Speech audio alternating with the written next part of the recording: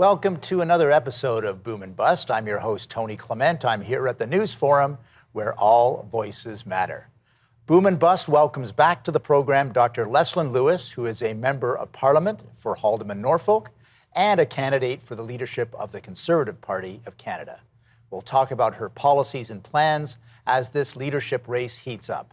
Welcome back to the program, Leslyn. Thank you for having me again, Tony. Well, you're running again for leader, so maybe you could just give our viewers a little bit of an introduction to yourself and why you've decided to run again.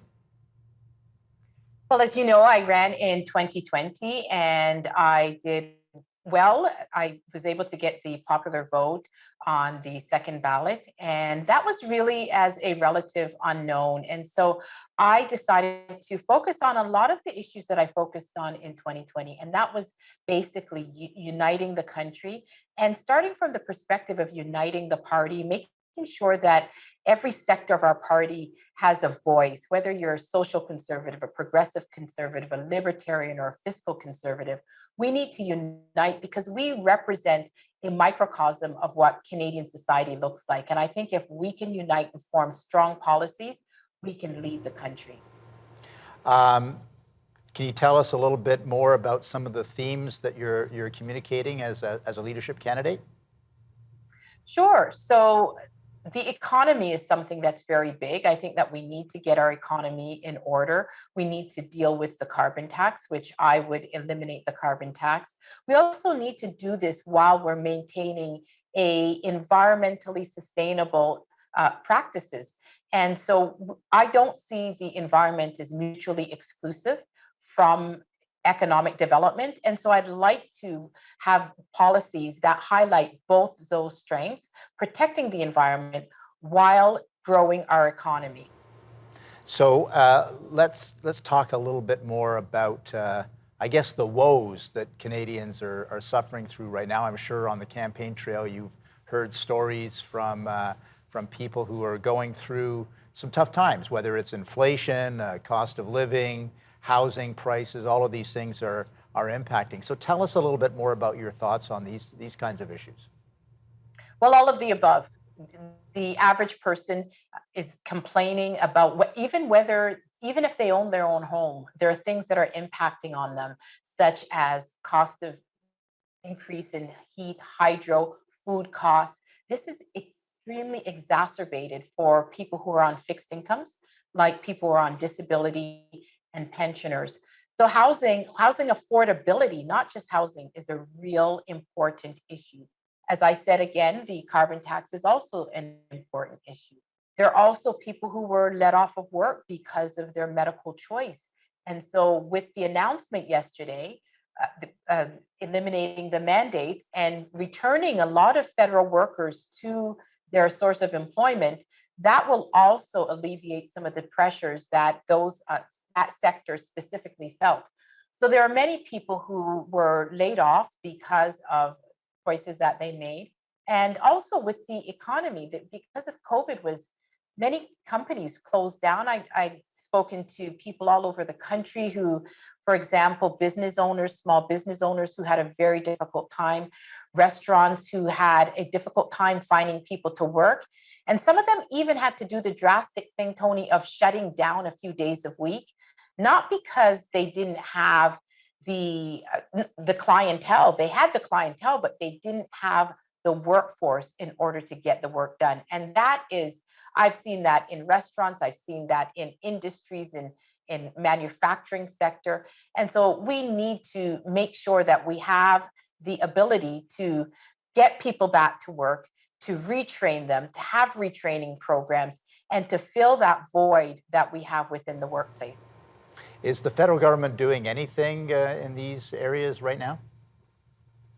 Well, there is talk about bringing in skilled trade workers and meeting with employers to find out what these needs are.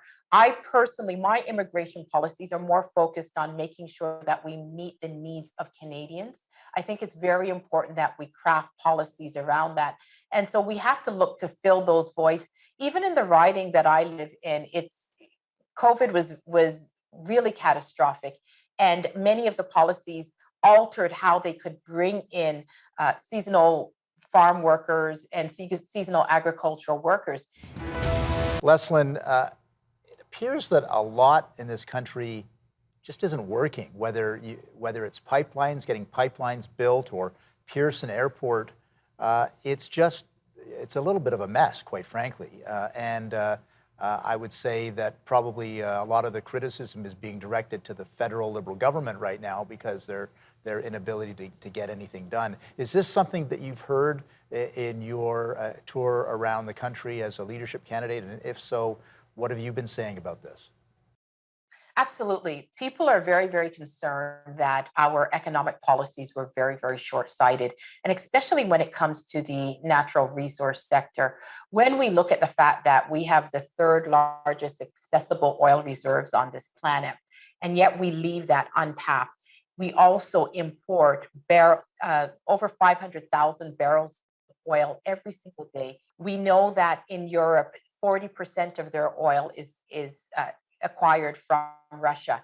We have the capacity to supply the world with our liquefied natural gas. If we had had the foresight to build, to construct pipelines, to get our product to Tidewater, to be able to sell our products abroad, not only would we be repatriating those revenues back to our country, but we would also be helping with diminishing our impact on the environment by selling clean products like liquefied natural gas to countries that have high coal production.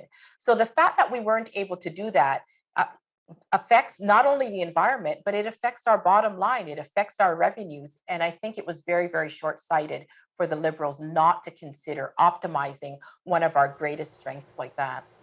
And Pearson Airport, any comments on the chaos there? Well, a lot of the chaos was due to the fact that people who were vaccinated were being treated like criminals coming into their own countries. They still had to take tests, and the unvaxxed couldn't fly at all. And so we needed to make sure that especially now in the summertime, people are coming here as tourists and they are jumping through hoops in order to meet the demands of our country's travel mandates.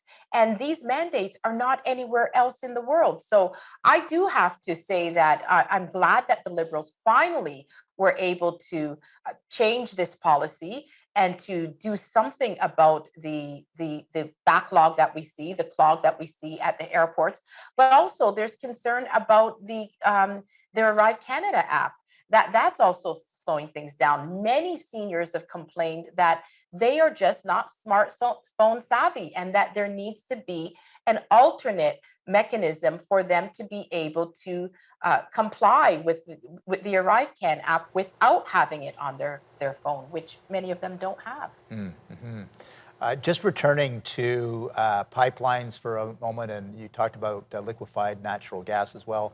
A lot of these will be of economic boon for our First Nations, our Indigenous peoples, and yet, again, not a lot of action from the federal Liberals. Is this something you're concerned about? It is, because resource sharing agreements is something that in speaking with First Nations communities, they see this as a way to really address on-reserve poverty and to uplift themselves. They don't want handouts. They want to be able to be partners in development and in resource development. And this is a good opportunity for them to change the dynamics on reserves by eliminating on-reserve poverty. And the fact that the Liberals are not seeing this opportunity means that these reserves are kept stagnant. And it's something that the chiefs on the reserves are very, very interested in engaging in. And do you think that there could be appropriate partnerships with a lot of these Indigenous reserves? Oh, there has been, and there will continue to be if the political will is there to do that. And these reserves want to be able to address some of the problems that are keeping them stagnant, such as having clean water. These resource sharing agreements would be able to address that. Internet. Even young people on the reserves are not able to engage in educational programs and vocational programs because of poor internet connectivity. These are things that could be addressed through infrastructural development, which would come from these types of resource sharing agreements. Leslyn, obviously, one of the areas where Conservatives seek to do better is in certain urban ridings. I think of Toronto, I think of Montreal, I think of Vancouver, where we haven't, where Conservatives haven't had that historic success in the last 3 election cycles. Anyway, do you have plans to sort of tackle urban issues and that disconnect that the party has currently? I think that what we need to do, Tony, is we actually need to physically get into those areas and to let the people understand that their values are reflected in our party. Many people that live in the urban areas, a lot of them are from immigrant backgrounds, and inherently they share our values. They share conservative values, but we haven't been able to connect with them on a values level to let them know that there's a place within our party for them. And that's some of the work that I intend to do, that I intend to continue to do, because it is a very, very important part of winning the next election. Are there kind of policy areas? I guess housing would be one of them that springs to mind immediately, because that's an issue everywhere, of course, but particularly in our urban areas. Are these the kinds of things that we would be talking about, or that Conservatives would be talking about rather, when they are seeking to campaign under your leadership? Absolutely. Housing affordability is something that is very, very pressing for urban areas. It's pressing for all over the country, but specifically in urban areas where the cost of housing has just skyrocketed. And it is an issue of supply. We just do not have enough supply. And although the Liberals said that they intend to build 100,000 homes, I think when you look at the stress on the urban areas, the number needs to probably be closer to 1 million homes. And what we have to do is we have to start looking at the infills. We have a lot of urban spaces too that we just have not developed. In addition, we have a lot of crown lands that is just sitting there that are close to urban areas that we also have not developed. I think we need to incentivize builders to purchase that land. And perhaps what we could do is we could reduce some of the costs for, say, the development costs that would be passed on to the purchasers so that we can make housing more affordable. We also have to look at making sure that we are optimizing housing, that we have the densities to be able to deal with the high density capacity within the city. So that's a major issue, housing affordability. Actually, great points. And connected to that, of course, is the Conservative Party's failure over the last, again, 3 election cycles to connect with millennial voters and now Generation Z, zillennial voters. Do you have any thoughts on your candidacy and how you can connect with those voters as well? Affordability is big for them. When you speak to them, that's the first thing that comes out of their mouth, that they don't want to continue to live in their parents' basement. They want to have the dream of being able to own a home. They want to be able to fill up their gas tank. And if they don't have a car, they want to be able to have affordable, accessible transportation. And so through transfer payments from the government, from the federal government to provincial government, we can deal with things like infrastructural development that will affect the areas such as transportation, which is big for the millennials. And another issue that's big for them is the environment. And as you know, I have a master's of environmental studies, so I take that area very seriously. And I believe that there are ways that we can improve the environment without a carbon tax. And my policies focus on doing that, largely through enhanced green technology and innovative technology. Are you getting a sense that these voters, these younger voters, are starting to look for alternatives to the Trudeau Liberals now? Many of them are, because they don't like the approach of government knows best. Government will tell you what you can watch on the internet. Government will dictate your algorithms. They are more free spirited. And when they see the Liberal government moving into that type of leadership, that type of dogmatic leadership, many of them are questioning whether this is the party that they could align themselves with. And they're finding that they're not. And so they're looking for places that their votes, that they could call Leslyn, their home. in the past, you've called government, quote, overbearing. And maybe this is on the internet bill and some other things too, but what needs to be done to start dialing back government's role in all of our lives? Well, government needs to start listening. Government needs to respect the people that elect them. And one perfect example is what we witnessed with the convoy protest earlier on this year. People came from all over the country because they were frustrated, they were alienated. And instead of being listened to, they were called names like racist and misogynist and bigots and Nazis. And it's just inappropriate for a government to respond to citizens in that manner. And it's an arrogance that politicians that we have acquired in thinking that we know best.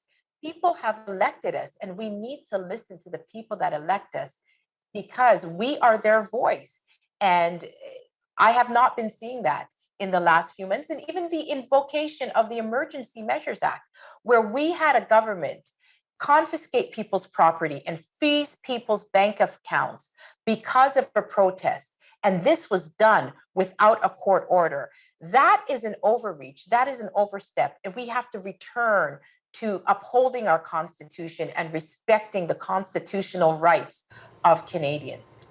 Yeah, that's been certainly that issue about the Emergencies Act and its implementation has been starting to be covered nationally, but has been a focus on Parliament Hill. Do you think that people are starting to come to the conclusion that the Emergencies Act wasn't necessary in the first place?